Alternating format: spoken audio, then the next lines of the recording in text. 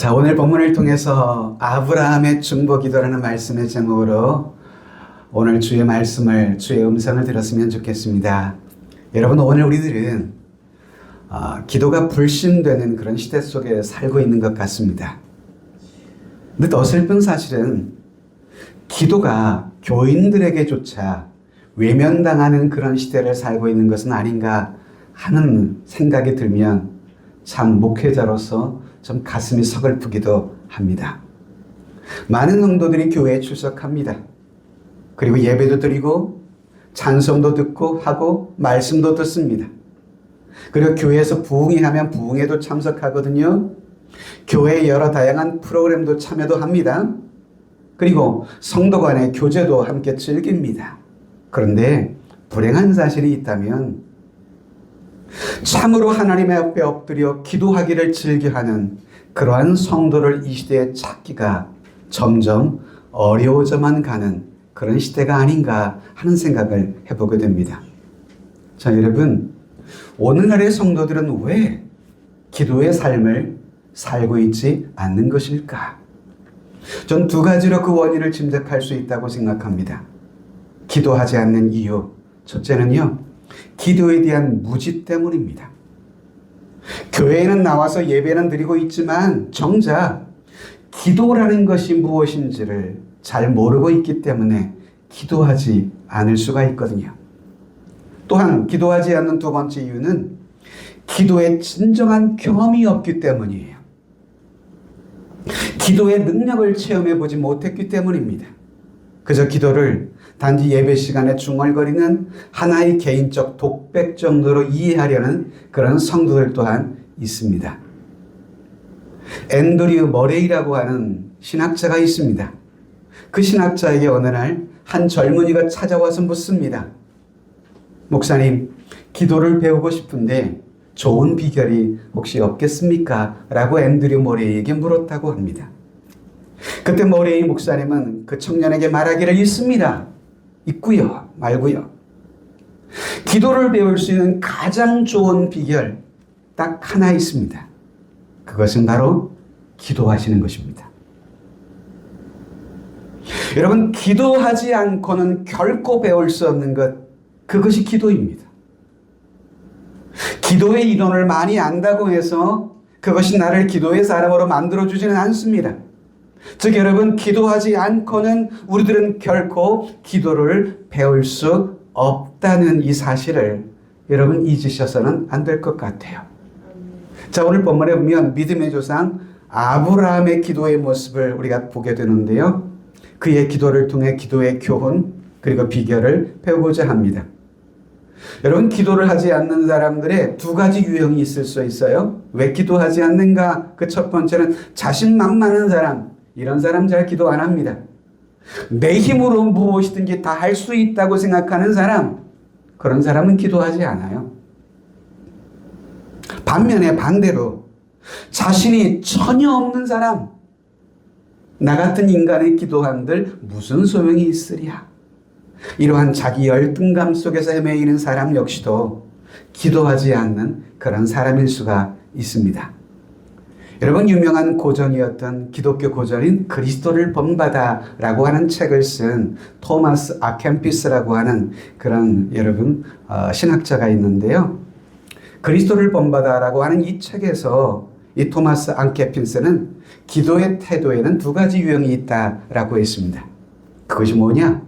기도의 두 가지 중요한 유형은 하나는 겸손이요, 하나는 용기라 했습니다. 즉, 그는 말하기를 겸손과 용기의 덕이 없이는 그 누구라도 기도의 사람이 될 수는 없다라고 가르쳐 줬습니다. 오늘 본문 27절을 보실까요? 27절에 아브라함은 이렇게 기도합니다. 아브라함이 대답하여 이르되 나는 티끌이나 채와 같사오나 감히 주께 아뢰나이다. 여러분, 여기 이 고백 속에, 아브라함 기도 속에는 그의 겸손, 그의 용기가 함께 그의 기도 속에 고스란히 녹아져 있음을 우리가 보게 되는 것입니다. 자, 먼저 겸손을 한번 살펴볼까요? 여러분, 겸손. 이스라엘 백성은 하나님 앞에 기도할 때 땅에 엎드려 납작 엎드려 그렇게 기도하는 습관을 가지고 있다고 해요. 여러분, 그 습관은 어떤 모습을 보여줄까요?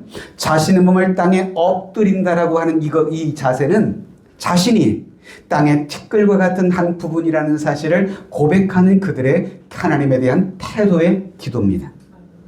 오늘 아브라함은 나는 티끌이나 재와 같사오나, 즉 이 아브라함의 고백 속에는 그의 겸손을 엿볼 수 있는 중요한 대목이 들어가 있죠. 자, 그렇다면 여러분, 어떻게 우리 인간이 겸손해질 수 있을까? 여러분, 우리가 겸손해질 수 있는 유일한 비결은 내 자신을 정확히 볼 때에 인간은 누구나 겸손해질 수가 있습니다. 그러나 그렇지 않을 때에는 인간은 교만에 빠지기가 쉽습니다. 마치 자신이 대단한 존재인 줄 알고 교만해지는 것입니다. 하나님 앞에 하나님의 거울에 비추어 본 나 자신, 주님의 관점에서 나의 모습을 진정으로 깨닫게 된다면 그런 사람은 결코 하나님 앞에 교만해질 수가 없는 것입니다.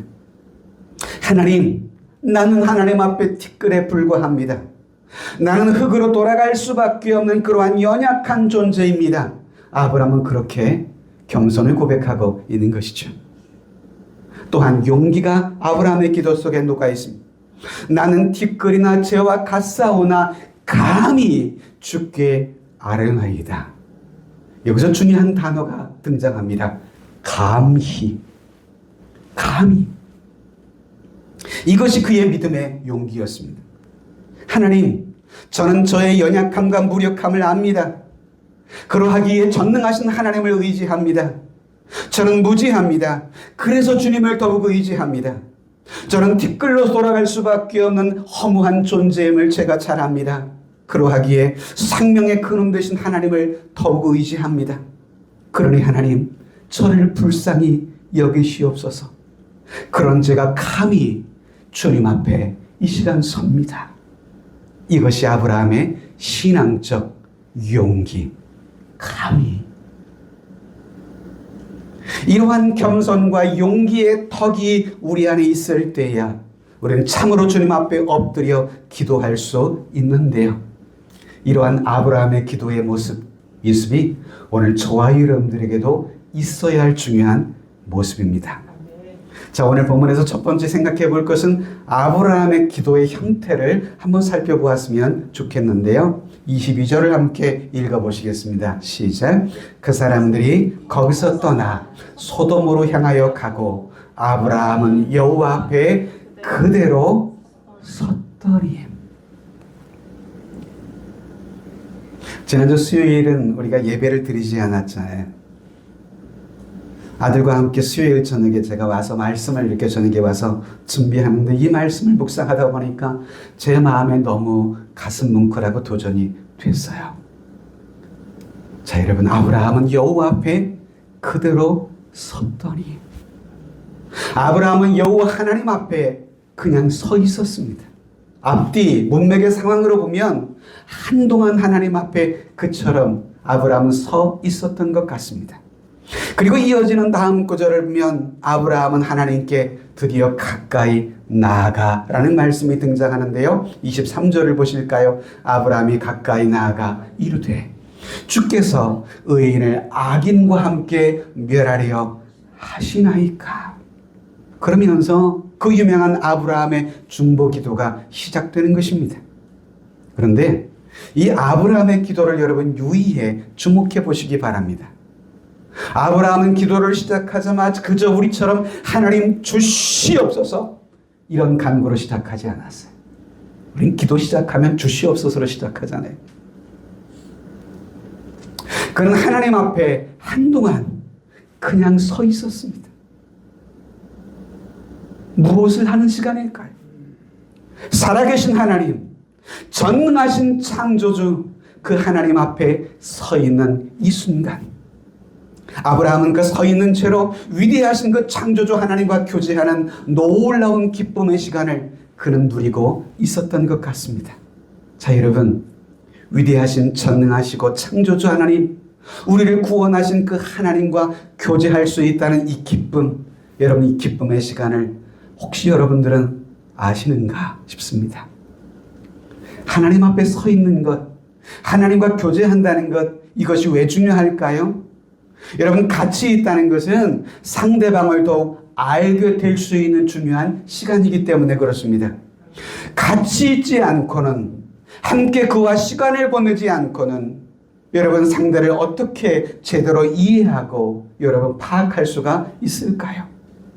우린 주님과 함께 있음으로 하나님을 더욱더 깊이 알게 되는 것입니다.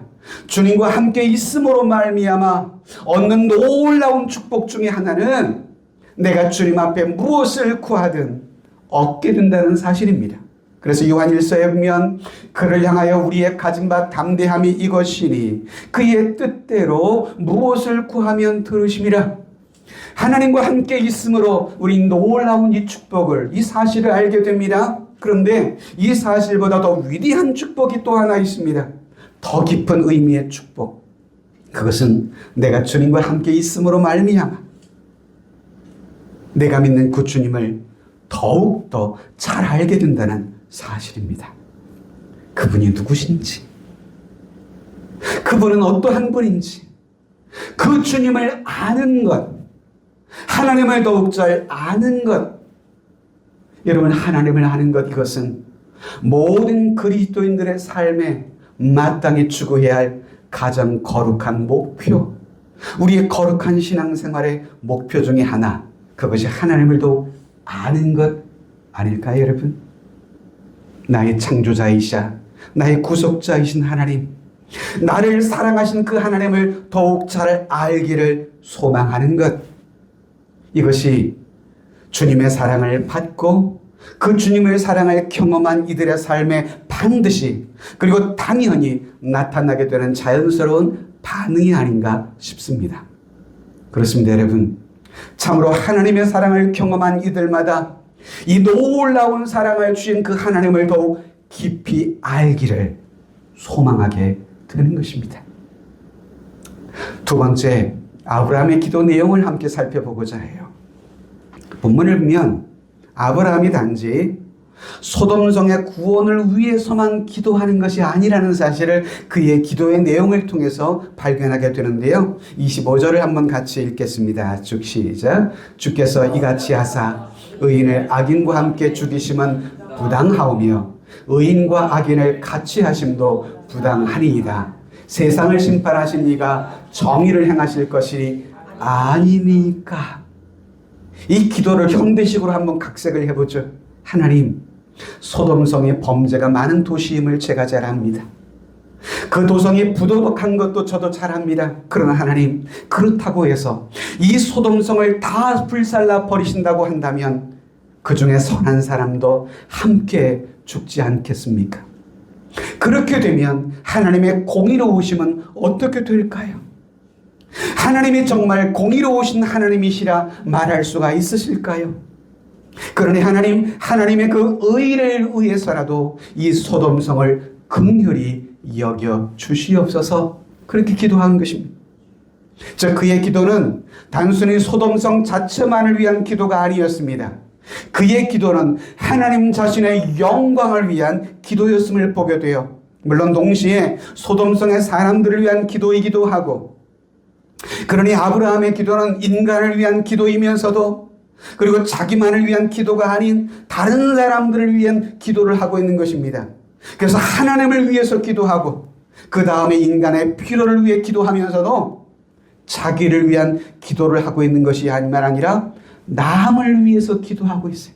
하나님 자신의 영광과 소돔성에 있을 수 있는 선한 의인들을 위해서 그런 기도하고 있음을 보게 되는 것입니다. 자, 여러분, 우리 자신의 기도의 모습을 한번 살펴보죠. 저와 여러분들의 기도 속에서 참으로 나 자신만이 아닌 남을 위하여 기도하는 기도의 분량이 여러분들은 얼마나 여러분 될까요? 기도의 성자, 수만 번의 기도의 응답을 받았다고 알려진 조지 뮬러라고 하는 목사님이 계시죠. 그분이 한 번은 이런 말을 했습니다. 사람이 정말 기도하면 변합니다. 반드시 변합니다. 기도는 상황을 변화시키기도 하지만 또한 기도하는 바로 그 사람을 변화시킵니다. 그렇습니다. 여러분, 기도는 놀랍게도요, 인간을 변화시키는 힘이 있습니다. 상황도 변하기도 하고 환경도 변할 수 있습니다. 그런데 여러분, 그보다 더 놀라운 사실은 기도하는 그 사람이 변화된다는 것입니다. 그래서 뮬러는 이어서 말하기를 어떤 사람이 기도하고 있음에도 변하지 않는다고 한다면 그는 잘못 기도하기 때문이라 라고 말씀했습니다. 성경은요, 우리의 기도의 생활에도 하나님의 나라를 위해서 기도하라고 하고 주님의 영광을 위해 기도하라고 가르치십니다. 또한 우리의 이웃을 위해서 기도하라고 가르쳐 주시고 있어요. 나 자신만이 아닌 다른 사람을 위해서 기도하는 그 기도를 가리켜 우리가 일명 중보기도라 이렇게 부르잖아요. 중보기도라. 여러분, 중보기도를 한다는 것은 무엇을 의미하는 기도일까요? 중보기도는요, 인간이 지니고 있는 각자의 이기심을 극복하는 것을 의미하는 기도가 중보기도입니다. 그런데 우리는 늘 어떻게 기도할까요? 눈만 감으면 그저 나 자신의 울타리를 벗어나지 못하는 기도 가운데 머무를 때가 우리는 얼마나 많은지 모릅니다. 하나님, 내 남편을 축복해 주세요. 내 자녀를 축복해 주세요. 우리 사업장을 축복해 주세요. 기도를 하기는 하는데 자기라는 울타리를 도무지 뛰어넘지 못하는 기도에 머무를 때가 우린 너무도 많을 때가 있잖아요. 나와는 전혀 상관없는 아프리카 대륙의 이웃들, 중동에서 핍박 속에서 예수 그리스도를 믿고 있는 모슬렘 신자들, 정글 속에 살아가고 있는 원주민들, 북한 지하교회 성도들, 그 이웃들, 그리고 여러분 전쟁 중에 있는 저 민족들, 여러분 그들을 위해서 여러분들은 기도해 보신 적이 있으신가요? 한 번도 얼굴을 보지 못한 어떤 이들을 위해서 기도할 수 있다는 것은요, 내 인생의 시야가 그만큼 넓어졌다는 것을 의미하는 것이에요. 기도에 무릎을 꿇을 때마다 내 주변의 이웃들을 위해, 심지어 나를 헐뜯고 상처를 준 내 이웃들을 위해서 기도하는 그런 기도, 이런 기도는요, 나의 이기심을 뛰어넘어 내 삶의 관심이 어디에 있는지를 보여주는 그러한 모습인 것입니다. 기억하십시오. 이런 기도를 하면요, 분명히 변합니다. 아니, 변하지 않을 수가 없지요. 물론 여러분, 우리의 필요를 위해서 기도하지 말라는 말이 아니에요. 성경은 빌립보 4장에 보시면 그것도 구하라고 분명히 말씀해 주고 있어요. 나의 하나님이 그리스도 예수 안에서 영광 가운데 그 풍성한 대로 너희 모든 쓸 것을 채우시리라. 우리의 쓸 것을 채우실 하나님을 위해서, 하나님을 향해 기도하라고도 가르쳐 주고 있어요. 그러나 기도에 더 놀라운 측면이 있다면 하나님의 나라를 위해서, 그리고 내 사랑하는 나의 이웃들을 위해서 기도할 수 있다는 특권입니다. 이런 기도의 삶은요, 반드시 기도하는 나 자신을 변화시킵니다. 왜 기도함에도 불구하고 나 자신은 변화되지 않을까? 잘못 기도하기 때문인 것입니다. 그래서 야고보는 야고보 4장 3절에 말하기를 구하여도 받지 못하는 이유는 정욕으로 쓰려고 잘못 구하기 때문이라고 우리에게 교훈해 주고 있죠.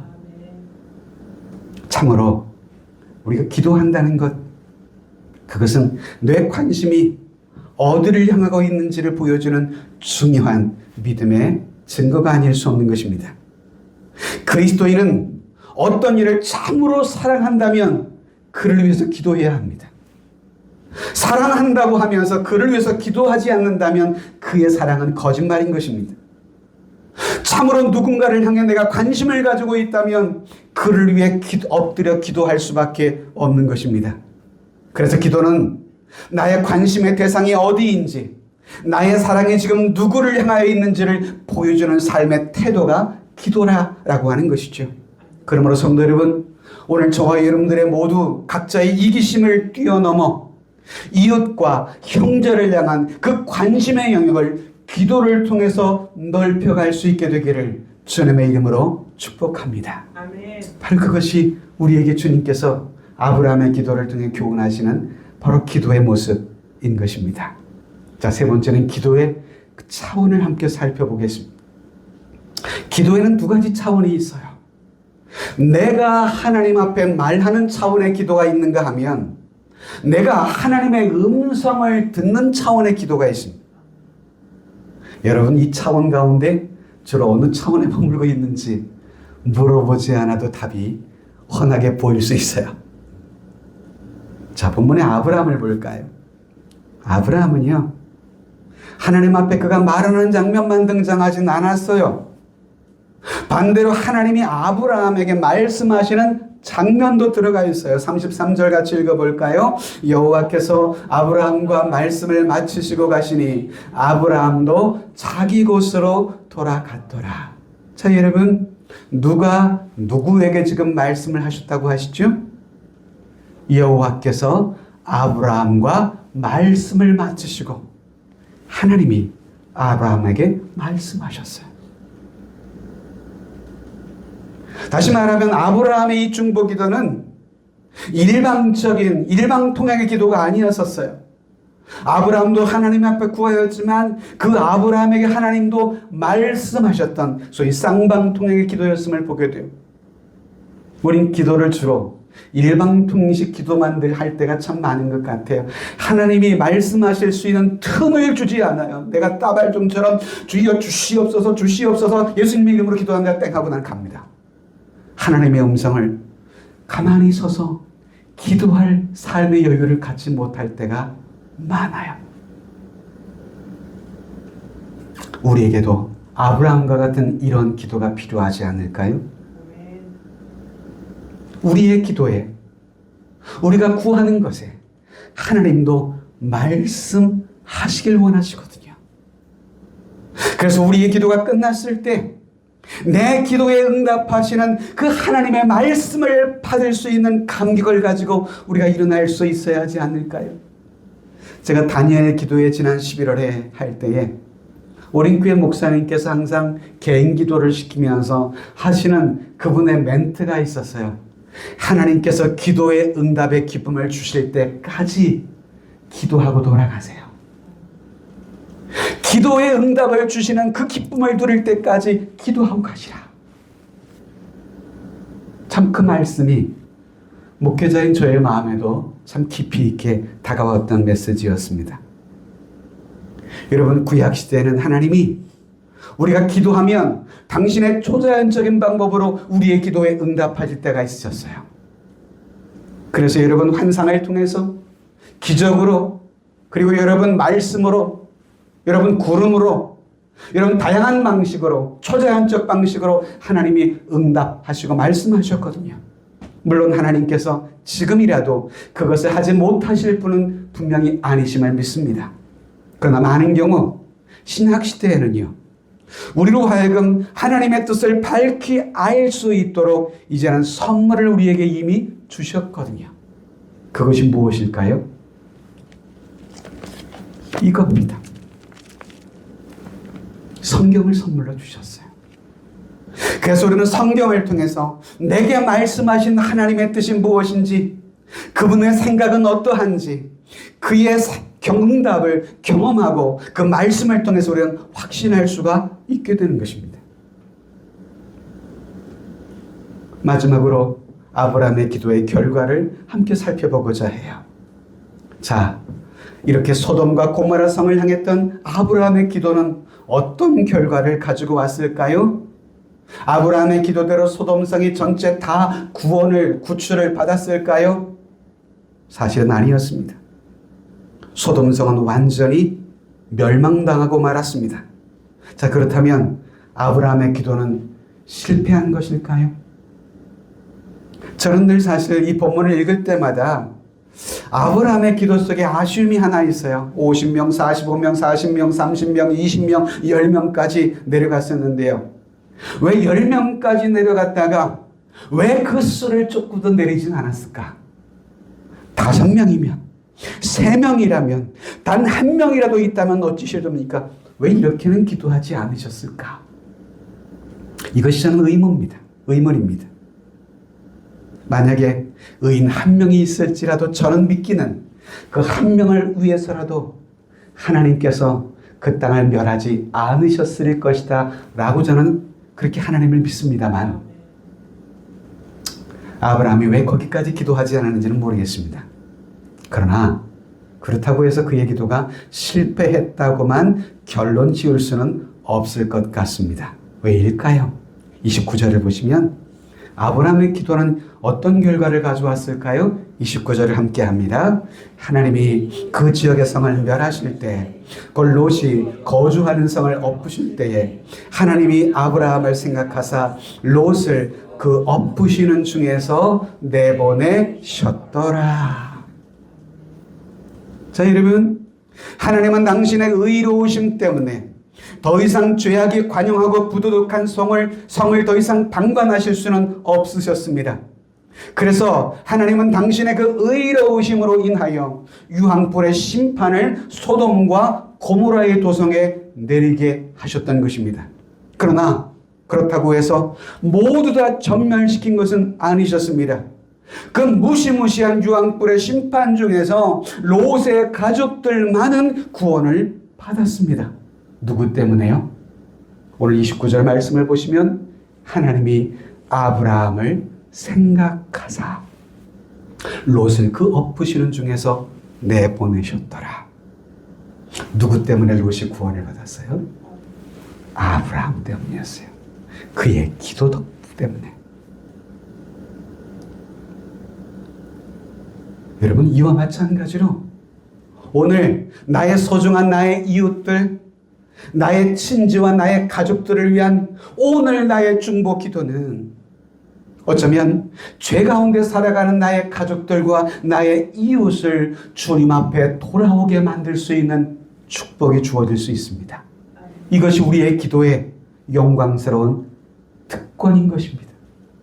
전 올 한 해 우리 세종하람교회가 조금 더 기도에 힘쓰는 교회가 되었으면 합니다.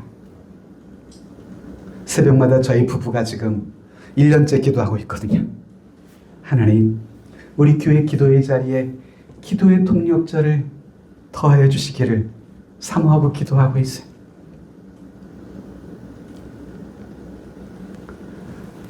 전 이 기도를 생각하면서 우리 주님의 모습을 한번 묵상해 봤습니다.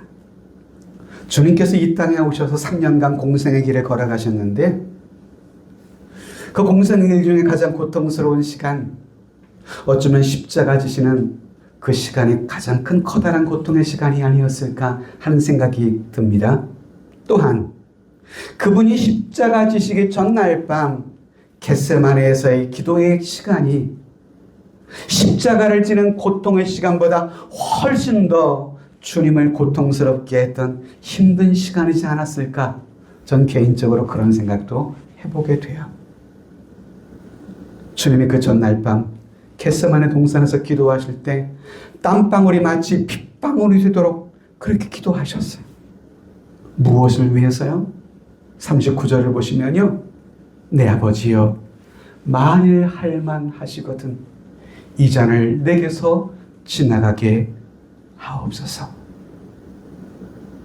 자, 여러분, 주님이 오늘 하신 그 기도처럼, 만일 주님께서 이 기도처럼 당신의 그 고난의 잔을 주님 앞에 거절하신다고 한다면, 그렇다면 주님이 십자가 안 지시겠죠. 주님의 십자가가 만약에 없다면 저와 여러분들의 구원의 예망은 완전히 사라져버리고 마는 것입니다. 그래서 주님은 죄로 인해 죽어가는 저와 여러분들을 생각하셨습니다.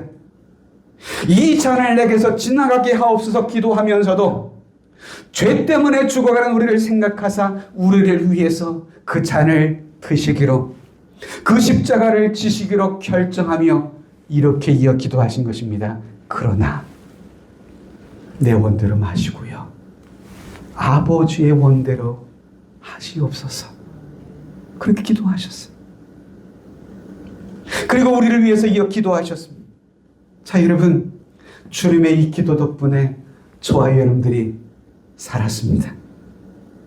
주님의 이 기도 덕분에 우린 주님으로부터 놀라운 생명을 얻게 됐습니다. 그래서 우리는 하나님의 자녀가 될 수 있었고 그 놀라운 사랑을 받고 그 사랑을 알게 되었던 것이죠. 사랑하는 우리 세종하람교회 믿음의 가족 여러분, 금주 한 주간만이라도 주님께서 걸어가셨던 그 십자가의 길을 걸어보면서 내 주변에 이 놀라운 주님의 사랑을 알아야 할, 십자가 보혈의 권세와 구원의 놀라운 능력을 알아야만 할 내 소중한 이웃들을 위해 엎드려 기도할 수 있는 시간을 우리들이 만일 가질 수만 있다면 어쩌면 내가 기도하는 그 한 주간은 내 인생의 페이지에서 이 변화를 체험할 수 있는 위대한 이정표의 순간이 될 수 있지 않을까요, 여러분? 누군가를 위해서 한 주간 작정하며 기도할 수 있다는 것, 때로 금식하며 그를 위해서 기도할 수 있다는 것, 얼마나 영광스러운 축복이며 특권인지요. 주여, 이 한 주간 나로 기도하게 하소서. 이 기도를 통한 내 삶이 변화되게 하시고 내 가족과 이웃들이 변화되는 영광의 역사를 맛보게 하여 주시옵소서. 오늘 이 기도가, 이 아브라함의 기도가 저와 여러분들의 기도가 되었으면 합니다. 말씀을 맺으려고 합니다.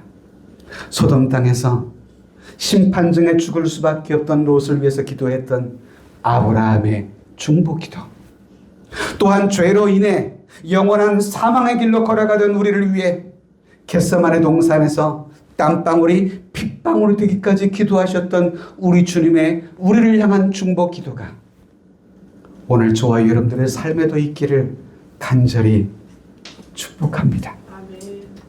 여러분, 바로 그것이 주님의 사랑에 이 빚을 진 자로서 주신 그 사랑에 응답해야만 하는 구원받은 자로서의 마땅한 삶의 모습이어야 하지 않을까요? 시간이 없다고요? 아니요, 시간을 내셔야만 합니다. 피곤하시다고요? 때로는 피곤해도 기도해야 할 필요가 있습니다. 왜? 나의 기도를 통해 하나님께서 영광 받으시길 원하시기 때문입니다. 우리는 이 사명을 받은 자들입니다. 주님께서 홀로 걸어가셨던 그 길을 우리 또한 기도를 통해 따라갈 수 있었으면 좋겠어요. 사명이라가 이름 불려진 찬송인데요. 하나님, 내 주변에 아직도 주를 알지 못하는 이웃들을 향해서 내가 먼저 기도로 그들을 위해 달려갈 수 있게 해 주옵소서. 주께서 당신의 피와 살을 찢겨서 우리를 구원하시고 당신의 피를 흘려 우리를 구원하신 것처럼 우리 또한 우리 이웃들을 위해, 또한 우리의 땀방울을, 우리의 시간을, 때로는 우리의 피곤하지만 피곤을 무릅쓰고라도 하나님 앞에 기도할 수만 있다면 하나님이 우리의 기도를 통해 어떠한 놀라운 일을 이루실까요?